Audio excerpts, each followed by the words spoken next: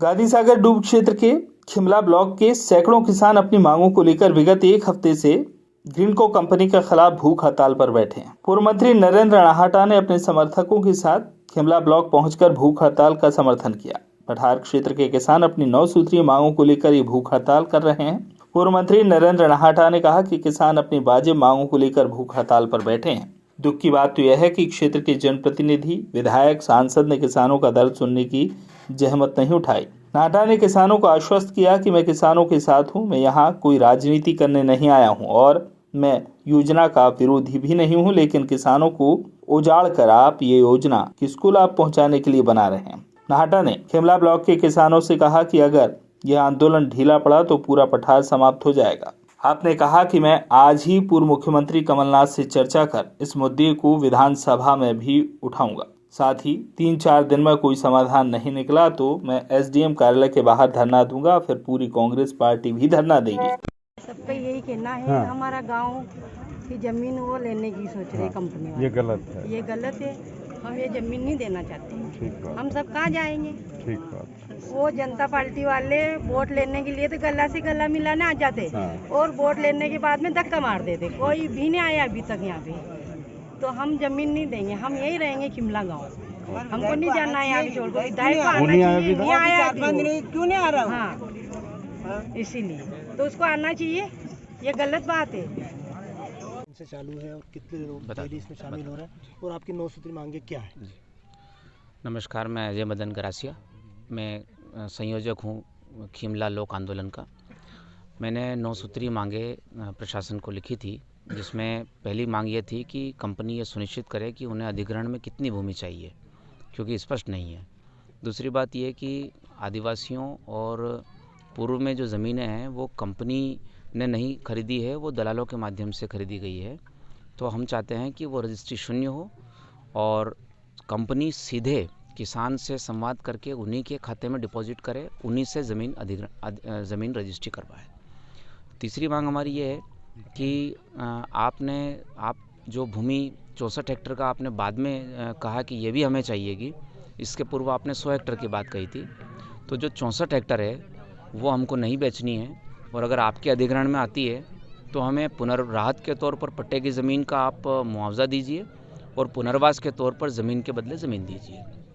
पांचवी बात यह है कि आप दोनों कंपनियां जो बस्सी ब्लॉक और खिमला ब्लॉक में है वो युवाओं के साथ बैठकर बात करें कि आप रोज़गार किस प्रकार का पैदा करेंगे। और इस प्रकार से जो और अन्य मांगे हैं उसमें यही है कि प्रशासन की नॉलेज में ये सब चीज़ें थी कि यहाँ पर बड़े पैमाने पर ज़मीनों में हेराफेरी हुई है, उसको प्रशासन संज्ञान में ले और उचित कार्रवाई करे। आपके धरने और समर्थन में आप धरने पे आए, क्या मामला बोल रहे हैं? देखिए, जिस तरीके से पूरे रामपुरा पठार क्षेत्र को बर्बाद किया जा रहा है, जिस तरीके से किसानों की ज़मीन, ये वो क्षेत्र है जो जहाँ गांधी सागर के विस्थापित लोग बसे हैं, सरकार ने बसाए थे। सरकार ने इनको ज़मीनें दी थी अपना नए सिरे से बसने के लिए। ये गांधी सागर से प्रभावित होकर ये यहाँ बसे और इनकी समस्याएं तो अभी तक निपट ही नहीं पा रही थी, अब इनको दोबारा बर्बाद करने की कोशिश हो रही है। हम सरकार की किसी योजना का विरोध नहीं करते हैं। अभयारण्य बन रहा है, हमें खुशी है। यहाँ पे कोई ग्रीन पावर प्रोजेक्ट आ रहा है, हमें खुशी है। हमें पता लगा कि यहाँ इरिगेशन का कोई प्रोजेक्ट आ रहा है, हमें उसकी भी खुशी है। पर सवाल ये कि ये सब आप किसके लिए कर रहे हो? जिस आम आदमी के लिए आप काम कर रहे हो, क्या उसको बर्बाद करके इन प्रोजेक्ट्स को लाने का क्या फ़ायदा होगा? किसानों की बात देखिए, खिमला ग्राम के किसानों की बात देखिए कि उनने योजना का स्वागत किया, सहयोग करने का आश्वासन दिया, अपनी ज़मीनें देने का आश्वासन दिया। इससे ज़्यादा आप किसानों से क्या उम्मीद करते थे?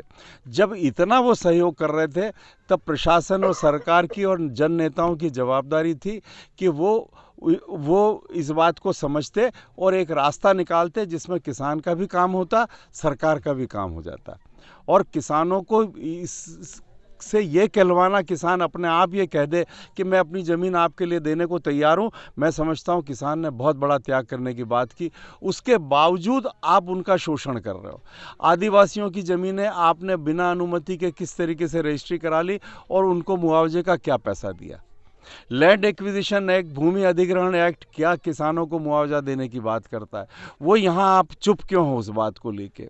अभी तक जब यहाँ 7 दिन से 20 लोग यहाँ पे उपवास कर रहे हैं, अनशन पे बैठे हैं, तब सरकार की और प्रशासन की नींद क्यों नहीं जगी? जनप्रतिनिधियों की नींद क्यों नहीं जगी? इनका 9 सूत्री जो इन्हें मांगे रखी है, मैं समझता हूँ ये बहुत सकारात्मक इनका सोच है। ये सरकार को सहयोग करना चाहते हैं। ये सरकार, प्रशासन और जनप्रतिनिधियों की जवाबदारी है कि वो इनके साथ बात करे और इसको निपटाए। हम कांग्रेस पार्टी की तरफ से हम सब आज यहाँ आए हैं। मेरे पहले भी मेरे मित्र लोग यहाँ आके गए हैं और अब हम यदि प्रशासन को लगता है कि दूर है तो हम जाकर अब मनासा में हम कांग्रेस पार्टी इनके समर्थन में हम 2-3 दिन के अंदर हम वहाँ धरना देंगे। हम इस बात को विधानसभा में भी उठाने की कोशिश करेंगे और मैं मानता हूँ कि सरकार का, प्रशासन का और जनप्रतिनिधियों की कम से कम आत्मा बोले कि इन लोगों को बर्बाद करके कोई भी विकास काम कभी पूरा नहीं होगा।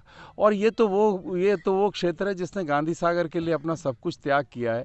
आज आप इनसे दोबारा क्या अपेक्षा करते हो? ये उसके लिए भी तैयार है। इसके पहले आपने करणपुरा को बर्बाद किया, इसके पहले आपने कंजारड़ा को बर्बाद किया, इसके पहले आपने जावज क्षेत्र में भगवानपुरा को बर्बाद किया, इसके पहले आप अभयारण्य के नाम पर रावलीकुई और दूसरे गांवों को परेशान कर रहे हो। आप कहीं बैठकर समझौता करने को, रास्ता निकालने को तैयार नहीं हो। ये तानाशाही है, प्रजातंत्र नहीं है। और इसलिए हम इस व्यवस्था के विरुद्ध में हम लड़ेंगे। हम प्रोजेक्ट्स के खिलाफ नहीं है, लेकिन हम जनता के साथ हैं। मनासा से शब्बीर हुसैन की रिपोर्ट।